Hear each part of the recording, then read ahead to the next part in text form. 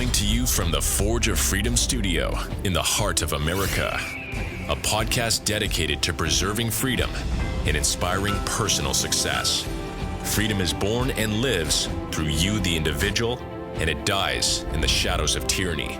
Motivating our listeners to become well-rounded, freedom-minded people with the body of an athlete, the mind of a stoic, and the spirit of a warrior. The tree of liberty lives on through you, the Forge of Freedom. And now here's your host, Alex Ooley. Hello and welcome to another edition of the Forge of Freedom podcast. I'm your host, Alex Ooley, and this is episode 78 of the Forge of Freedom. Today's episode is called Adderall Shortages, Lessons from Gillian Lynne, and a Call for Personalized Education. And as I was thinking about the topic for today, I came across an article by Carrie McDonald at fee.org. That's fee.org, which I've talked about on quite a few occasions on the podcast. That's the Foundation for Economic Education. And the article was written back in August of this year, and the article is called What the Back to School Adderall Shortage Really Tells Us. Standard schooling is the real problem. And so first I want to share this article with you, and then I'm going to share a story that I think illustrates some of the points in this article. And so to get started here, we'll get into this article by Carrie McDonald. Once again, that's Carrie McDonald at fee.org, and I'll link to this in the show notes, of course. What the back to school Adderall shortage really tells us. It's back to school season, and that's prompting concerns about further shortages of medications to treat attention deficit hyperactivity disorder, ADHD. Last fall, the U.S. Food and Drug Administration declared a nationwide shortage of Adderall, a popular ADHD drug.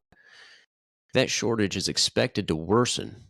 According to CNBC, many children and young adults with ADHD often take the summer off medication and primarily rely on it during the school year. That could lead to even more demand in the months ahead that may not be met. Historically, prescriptions for ADHD medications increase as the school semester starts around the U.S. The CDC estimates that over 6 million children have been diagnosed with ADHD, and 60% of them are medicated for it.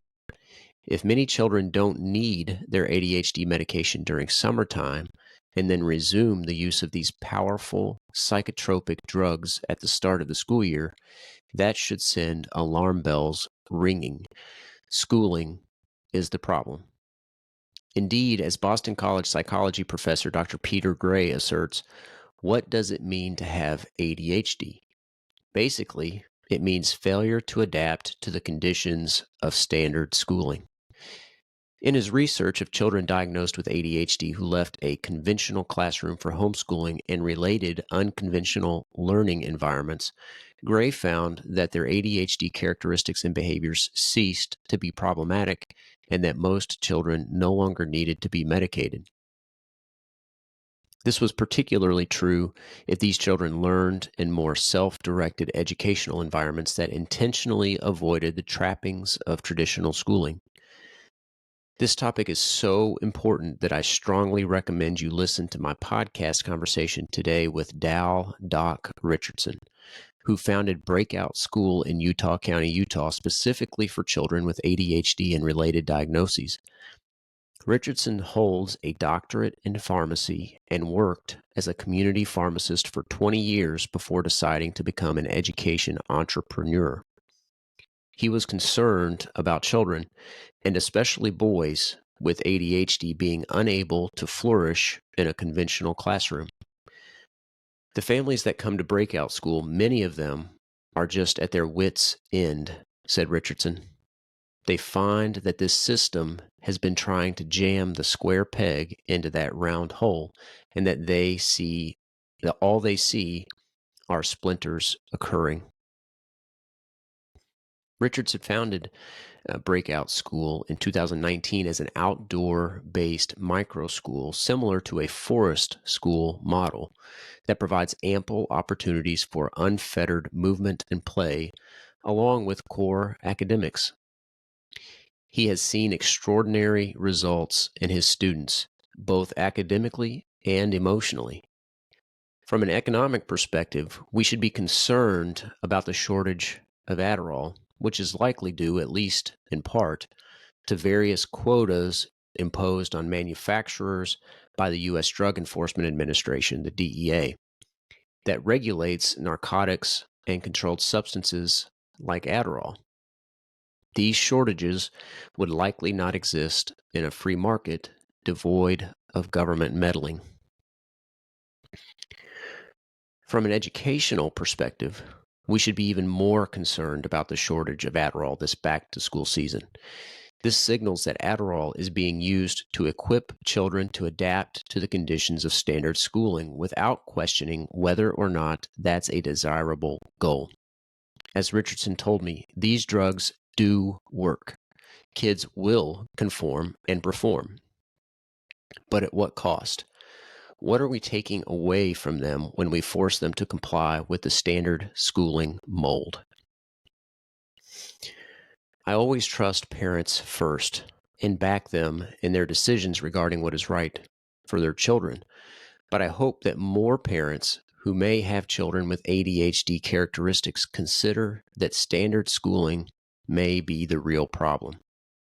Fortunately, there are now so many more schooling alternatives for these parents to explore, including Breakout School, which is a recognized low-cost private school in Utah that participates in several Utah school choice programs, including the new Utah Fits All Scholarship. This recently passed Universal Education Savings Account program provides each K through 12 child in Utah with access to about $8,000 per year to use toward approved educational expenses, including micro schools like Breakout School, whose tuition hovers right around that ESA amount. Today, more children have access to standard schooling substitutes than ever before. Several years ago, I wrote about how Thomas Edison would have been given Adderall today. When he was 8 years old, his teacher called him addled. And by all accounts, he was unable to adapt to the conditions of standard school. His mother found the addled label to be unacceptable. She removed young Thomas from school after only a few weeks and homeschooled him from then on using a largely self-directed approach. She understood me. She let me follow my bent, Edison recalled.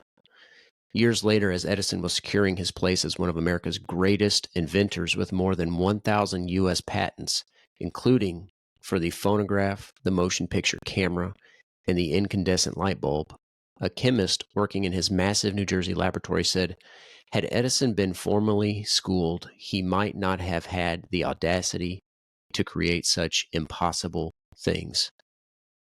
Today, as millions of children return to school and some return to potent medications, it's worth asking, is standard schooling really worth it? Or is there something better that will allow each child to follow his or her own bent and create those impossible things?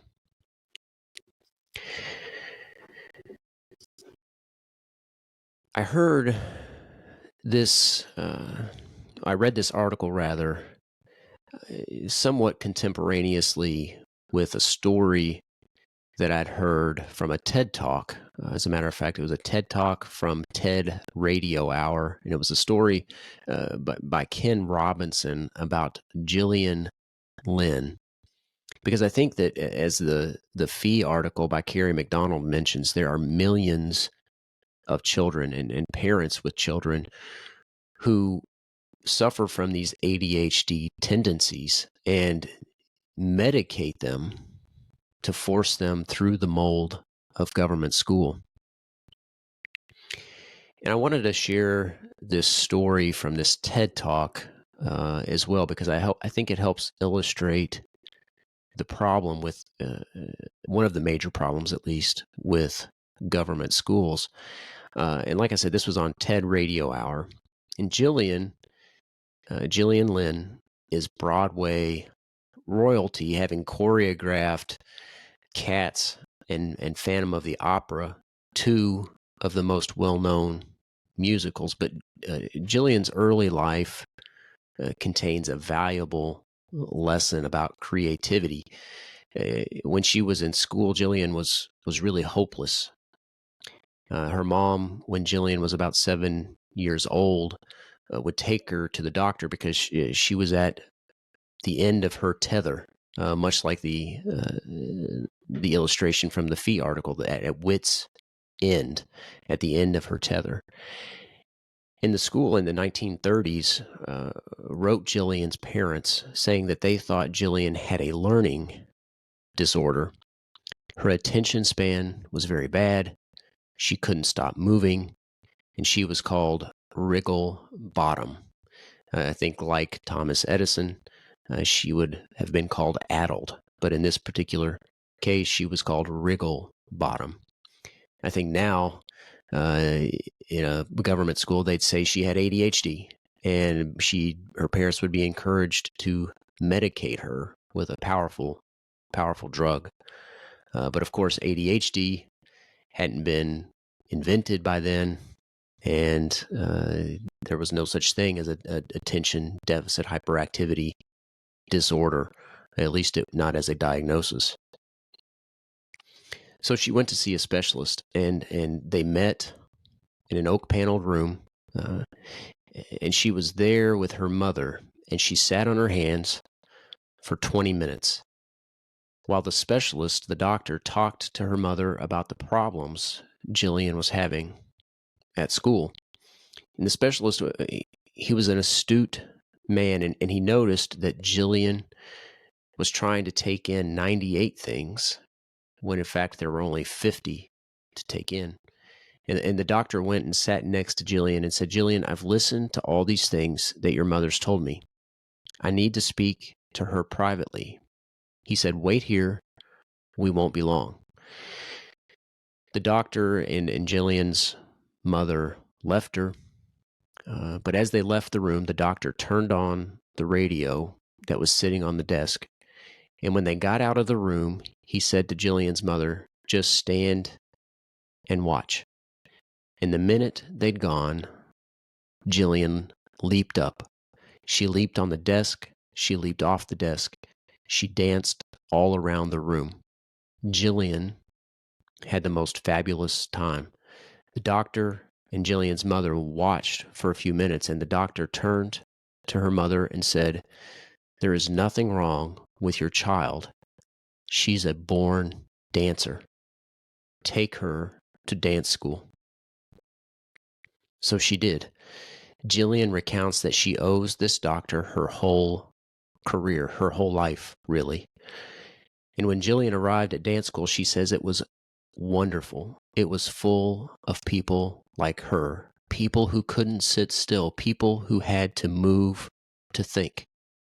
She had a wonderful career. She graduated from the Royal Ballet School and met Andrew Lloyd Webber, and she's responsible for some of the most successful theater productions in history. She's given pleasure to millions, and she's a multimillionaire. Someone else might have put her on medication and told her to calm down. I get goosebumps every time I hear this story, and it makes me think of a recent conversation I had with Matthew Duffy on the podcast. Of course, Matthew Duffy is a dog trainer, and as we were talking about dog training, he said that each dog has specific tendencies and specific God-given tools in their toolbox. And his job as a dog trainer and our job as parents is to find what tools are there and to cultivate those tools and to teach the child to develop and fully express those tools in a positive way. We can't add tools, and it's unfair to ask a dog like a husky to herd chickens, just as it is unfair to ask a girl who thinks with her feet to sit in a classroom for days and years on end. Think about how many children are sitting in a classroom today around this country with tools in their toolbox that are not being utilized because they are forced to go through the one-size-fits-all cookie-cutter government school.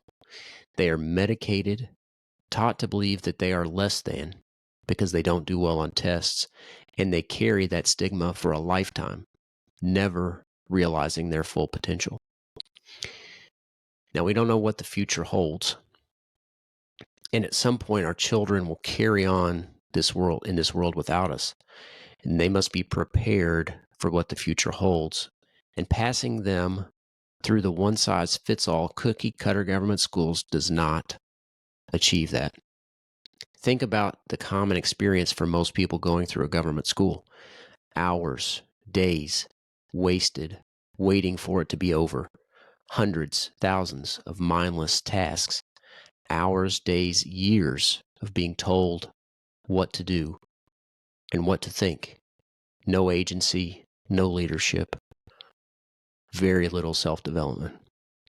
And at the end, if you're lucky, you've not been bullied, you've not lost your hope, your drive, your character, your sense of wonder and curiosity, yet you still likely lack direction. And you have a sense that now life begins. I waited, I put in my time, much like a prisoner in jail. Now it's time for life to get started. That's not what our children need. They need creative outlets. They need to maintain and build their sense of wonder. They need to ask questions and take risks. They need the ability to try and fail and regroup and try again. We need children who are equipped for life from the ground up, not just the test-taking part of their brain to regurgitate mostly useless information. We need children of character that can face the future, and that starts at home. That is the parents' responsibility. The government schools cannot and will not do this. That may seem daunting, but as Plutarch, a Greek philosopher and biographer, once wrote, "For the mind does not require filling like a bottle, but rather like wood, it only requires kindling to create in it an impulse to think independently and an ardent desire for the truth." So it's our job as parents to ignite the fire, unleash the creative wonder that children naturally possess, and channel their energy in a positive way. That is the path to a better world, a more prosperous world, a happier world, a freer world, and a less medicated world. Thanks everybody for tuning in. I hope you enjoyed these two stories. The article from Carrie McDonald at fee.org, along with the story about Thomas Edison, and then also the story about Gillian Lynne. I think that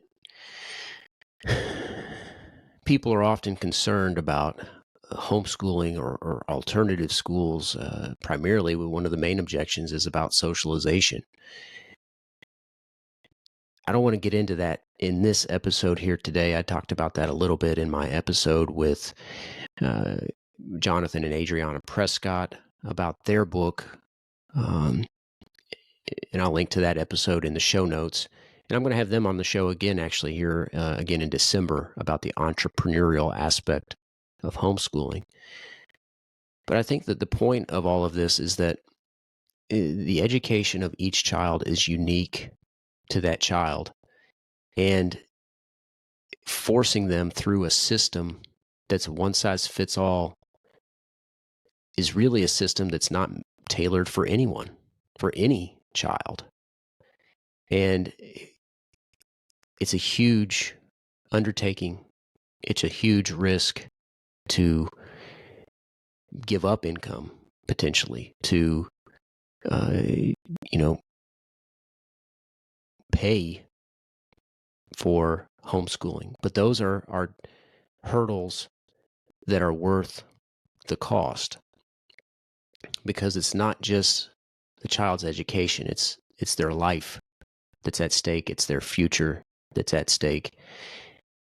It's a multi-generational investment, because the impact on them will have impact on their children and for generations to come. So the upfront investment may seem large at first, but it's really an investment that we can't afford not to take.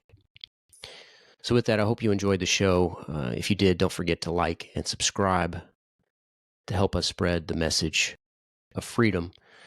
And until next time, remember, you are the Forge of Freedom. Thanks for listening to this episode of Forge of Freedom. Be sure to subscribe wherever you heard this podcast so you never miss a future episode. For more information or to connect with Alex, you can go to forgeoffreedom.com or follow him on Twitter @ForgeOfFreedom. Until next time, remember, you are the Forge of Freedom.